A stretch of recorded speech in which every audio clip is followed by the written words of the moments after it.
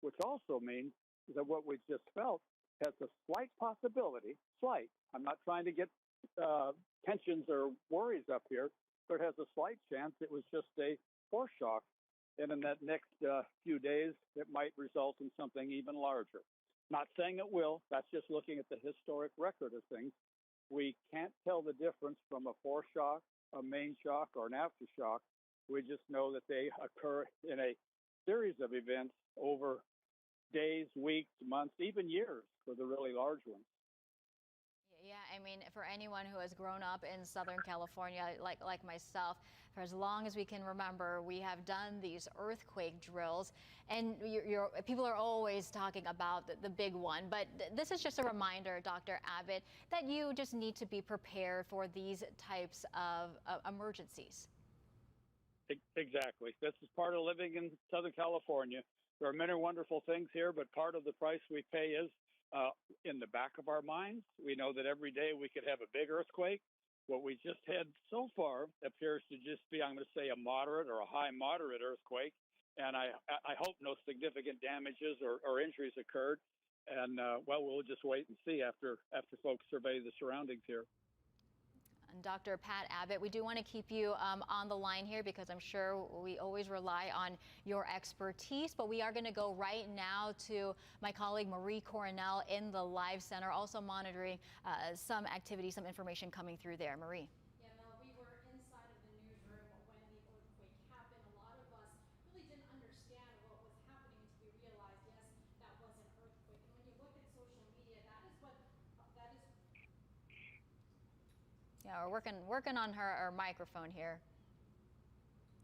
But what we can tell you, again, we'll get back to Marie here in just a moment once we get some of that audio working. But again, at last check, I am monitoring GS 5.2, and I do want to let you know, and I apologize, I'm looking at my phone and my computer here as information comes through. I just got an alert from San Diego State letting the population know that an earthquake just happened. The university is assessing for any impacts, just as a reminder, of course, to everybody to remain calm when this happens. But the university, SDSU, they are assessing for any impacts there on the campus. Let's go ahead and get back to Marie.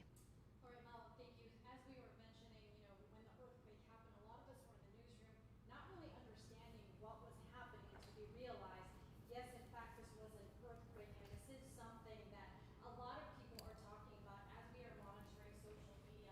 On X, a lot of people are mentioning, seems like we're having mic issues. Yeah, hopefully the earthquake didn't affect our audio issues here, but we are working on fixing that. Again, you are taking a live look here at USGS. And we are seeing, again, 5.2. That number hasn't changed just yet, but I am counting at least 1, 2, 3, 4, 5, 6, 7, 8 smaller earthquakes, all ranging between 2.5 to 3.5. The one that was measuring 3.5 was just east-southeast of Borrego Springs. And we could expect, like you heard Dr. Abbott say, expect more activity to come. Now, as far as if this is the biggest one, we don't know that for sure. He said there is a slight chance, a small chance that we could potentially see a bigger one. Not to be alarmist, of course, at all, but this is just a reminder for everyone who lives here in Southern California. You just want to be aware of this, and you want to be prepared. All right, we're going to try to see if we can get Marie's microphone working. I know she has a lot of critical information that she wants to share with you as well. Marie. Hello, Melissa. Yes, you can hear me. Yeah. All right. As I was saying, third time's the charm. We were in the newsroom when the earthquake happened. A lot of people not really understanding what was happening. And then when we realized this was an earthquake, of course, we looked at social media. This is something a lot of people are talking about. Many people are saying this is the largest earthquake they have felt here in San Diego County. We're also seeing a lot of people mentioning that they are getting those alerts. This is one message that said, I did slight shaking and rumbling on my 8th floor apartment. apartment in downtown San Diego. I might have ignored it, except my FEMA app, which I installed, was making a lot of noise. I know a lot of us were getting the alerts on our phone, such as the MyShake app, which we have done stories about before. Again, this is the early warning tool that started off at UC Berkeley and is connected with the California Office of Emergency Services, of course, letting people know about the earthquake so that everyone could get ready, get under a desk, get under cover, and let them know about the conditions. So at this point, as we are looking at social media, again, a lot of people talking about how this is the first time they have really felt an earthquake.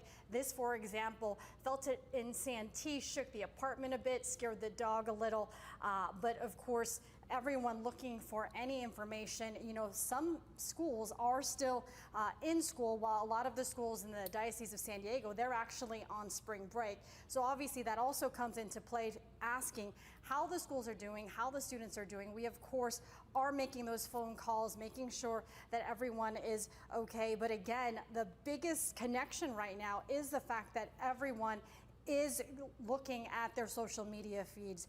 Mel, I know that's something that we have been looking at as well. Absolutely, Marie. All right, we're going to check in with you in just a little bit. We did get some video in from the North County. I do believe that is online right now.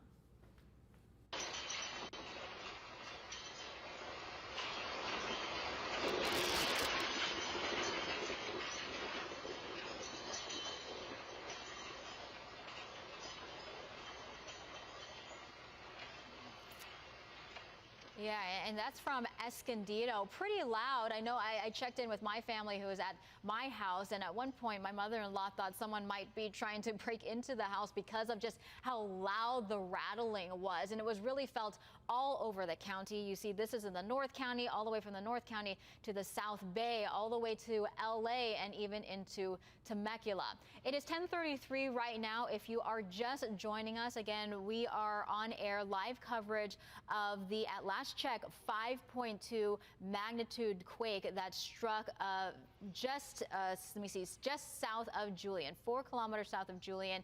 And since then, there have been several smaller aftershocks. We are actually getting some reports of some minor damage, so we are working to bring that to you.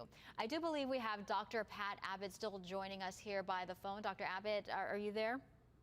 Yes, I am. All right. Thank you so much for staying on the phone with us. For people just joining us, can you kind of give us a rundown on what exactly just happened? Again, 5.2, it's a fairly strong one, and it happened during a time when a lot of kids are at school, a lot of people are at work, and a lot of people felt this one.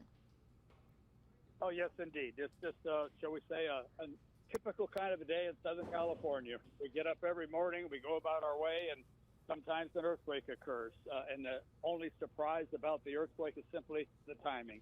To have a 5.2 magnitude earthquake occur near Julian and have most of the people in San Diego feel it is basically an event that should be expected every day, actually. And I hope everybody is remembering things that we try to teach, that the biggest thing you do when you feel an earthquake, we like to push the drop, cover, and hold on. The idea being that the biggest danger to you is not the shaking ground, but things inside a building or a tree outside or something that could fall on you. And that's where we do the drop, cover, and hold on to protect yourself from falling objects. And this particular one, I hope, wasn't that bad. Ground's not too saturated, so hopefully we don't have trees fall. And we always hope that our buildings, with the retrofitting and the new building codes, we always hope that there's less and less buildings affected by each earthquake that happens. Yeah, absolutely. And I also want to thank all of our teachers right now, because Marie and I, we are both parents, and I got an alert from my teacher saying that the children did a duck and cover drill, and the communication obviously so fast, so it does put a lot of parents at ease. Can you talk a little bit about why at first we saw that? Oops, I think we might have lost you. Dr. Abbott, you still there?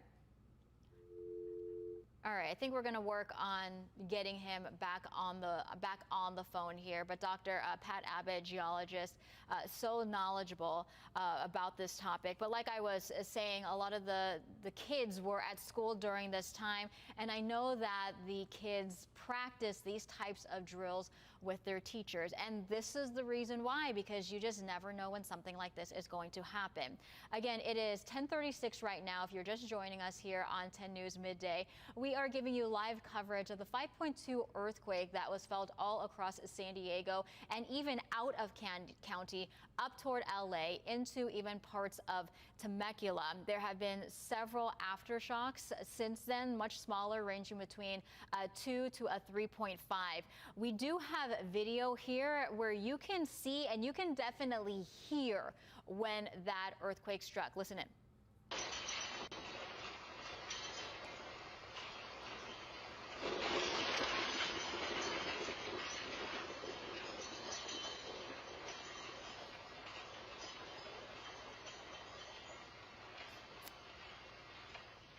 Yeah, and a lot of people have the cameras capturing not just the shaking, but also the noise. And just someone who grew up here in Southern California, you know that an earthquake, you know it's possible at any time, but when a strong one does hit, it still kind of catches you off guard. Let's go ahead and turn over to Marie Coronel, also who grew up here in Southern California. So this is something that we've experienced before, but it still is a little unsettling when it happens. Absolutely, and I went to Cal State Northridge. Now, I wasn't there for that earthquake, but you could still, as you were there, you heard about what happened.